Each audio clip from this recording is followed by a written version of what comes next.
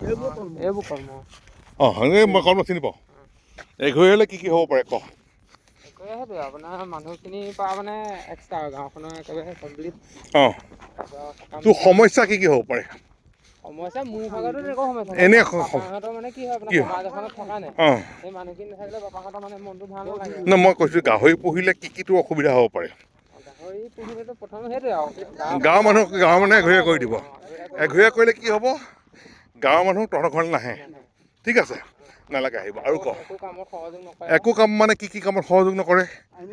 কি কামত সহযোগ কৰে? এনেও বেলেগ কাম নকৰে। কিবা তেতিয়া সকাম নিকাম মানে যিকোনো সকাম কিবা নিকাম আচ্ছা অনুষ্ঠান ঠিক আছে ৰবি।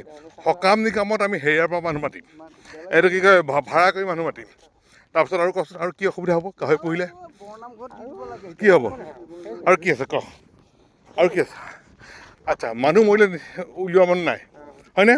এম্বুলেঞ্চখন মাতি আনি পেলাই 2300 টকা দি যোৰহাটত জমা দি পেলাই গেছত ক্ৰিমেশ্যন কৰিম। আৰু ক কি অসুবিধা হ'ব পাৰে? সকামত খাবলৈ মানুহ নাই, ভাড়া মানুহ মাতিম। বিয়া খাবলৈ বিয়াত লাগি দিয়া মানুহ নাই, দৰকাৰ নাই। কেটাৰিঙৰ পাৰ্টি মাতিম, বিলোৱা মানুহ মাতিম। আৰু ক